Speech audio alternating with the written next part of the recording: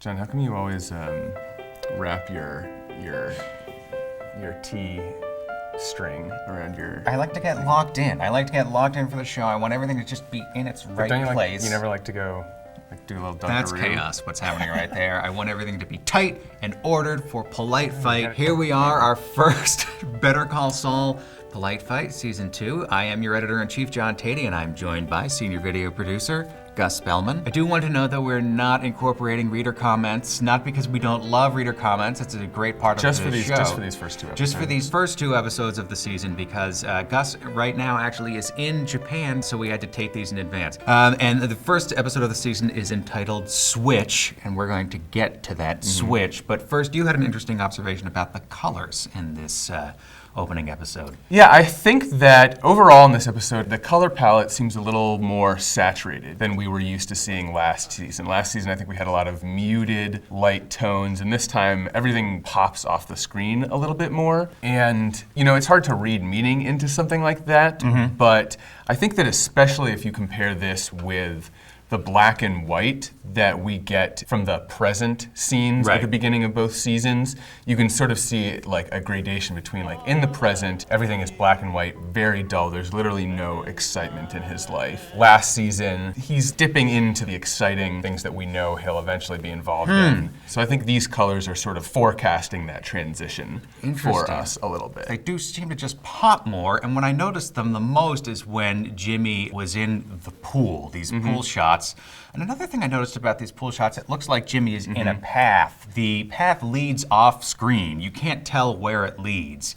And I think that that gives us a feel for Jimmy's kind of aimless, directionless lack of motion right now. And I think it ties really well with this like weird flailing that they have him doing. Right. He physically is like not doing a good job of propelling himself anywhere or like controlling his path. You also have those overhead shots of him in the first and second pool scenes that make him just seem sort of stuck. Boy, I think Bob Odenkirk plays these so well too, because you can tell he's not quite content here. Right, well it's like, I think what's happening is that he is acting content, but I think all this formal stuff that we're picking up on is telling the viewer, like the subtext here is that he's not really happy and you don't want him to be like floating motionless in a pool for 10 episodes of this season. We want him to get out there and do something. Exactly, exactly. We want him to have that impetus. We don't want to see him doing this. Yeah, so it sets up that tension. What did you make of the con that he pulls with Kim? Because I'll tell you what struck me about it, watching it. The con feels kind of familiar and a little bland to me. Like I feel like we've seen Jimmy do some variation of this before, and I think that's, well, I don't know if it's intentional or not, but I think that the effect of it is, it does feel like Jimmy's kind of going through the motions here. Did you get that same feeling? Yeah, yeah. There's no point during that sequence where I'm like, ooh, is he gonna get caught? Right. Like, which is part of the fun of it because you're sort of getting to see him work his magic. But you're right, it's not a moment where there's a lot of tension for us. It's more just like, sit back and enjoy this. All right, let's talk about the switch in this episode. The title and the object and the action right at the end of the episode, something that you and I disagree about. So why don't you give us your interpretation? Okay, so for me a big part of the show is this notion of becoming someone. We know that he's going to become Saul Goodman. It's right in the title, and we're kind of implicitly waiting for that in every episode.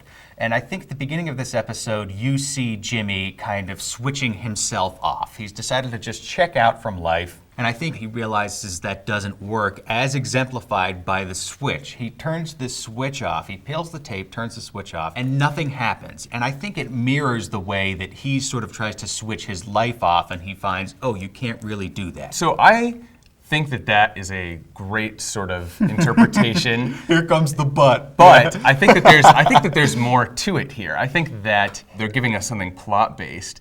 I think they're, you know, showing us with the switch. I think that because it doesn't turn any lights off, he's putting things together like, oh, maybe this is some sort of security system. He's like probing for weaknesses. So the switch for the security system is in Jimmy's office, is what you're saying. I'm saying that there's something going on here with this other than, you know, the interpretation that you're putting onto it. And I think that it's just gonna become a piece of Jimmy's con that I think he's going to be playing on Davis and Maine. And Because I think of that the they, switch, because they were dumb enough to put the security system switch in my office. Yeah, look at the like little smile on his face after he walks away from it. I think that you can see that he's got something going on here, and I think they foreshadow Smile on it. his face. Show me the smile. Here we go. Okay. You're right. There's a little bit. There's a little bit of a puckish, tiny hint. But yeah, I see what you're saying. I think there's another hint in here with this painting. They go out of their way to point out this painting, which looks like somebody slipping and falling. I assume you're saying it's a Slippin Jimmy thing. Yep. I think that they're foreshadowing that he's got some. He may not even know exactly what the way to do it is, but I think that he's got some sort of plan. I totally buy the notion that he is working up some scheme here, but I just think the light switch works better as a symbol for his behavior in this episode. I think it's going to play in. I guess we'll have to wait and see. I know. Yeah, we will. We'll have to wait and see, Gus. Let me point out another thing about this switch, which is the connection between the, always leave on, do not turn off, and the emergency exit sign at the beginning when he gets trapped in the garbage room or whatever. The thing that he will not push. He won't push it. He doesn't want the cops to come. Right, he doesn't have that option anymore. Here we see a freer Jimmy who can disobey the signs and do what he wants to do. Maybe that plays into my theory about the switch being important, or maybe it just, sort of articulates demonstrates his state of mind. Yeah, the difference. I like that. I really like that, those two shots together, because he hesitates so long. That is a moment of quiet, and this show has a lot of moments of quiet like this. I think the show does that to sort of allow you to fill in the blanks of the character's psyche, because when he's hesitating at that door, we're thinking, oh, he doesn't want the cops to come. Why is that? And we think through his history, and it's amazing how much the show can sort of recap in a moment of quiet just by using our own thought process, right? Totally. Can I talk about one last thing in the office before we're done here?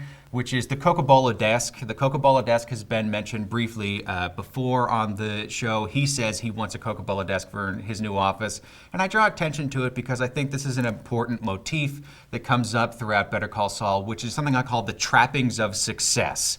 And Jimmy really fixates on these trappings, but let's watch how he feels over the course of the season as he actually inhabits them. Whether that changes. Yeah. So we'll keep an eye on the trappings of success. Definitely, yep. And we'll keep an eye on this light switch. Maybe it works a security system for all of Albuquerque.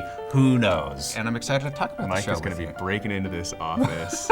You'll see. Okay, we will see. We'll be back next week with another episode of Polite Fight. No reader comments yet, but the third episode, we'll get to that. We'll get to everything, Gus. All order will be restored. Have fun snowboarding. So long for now.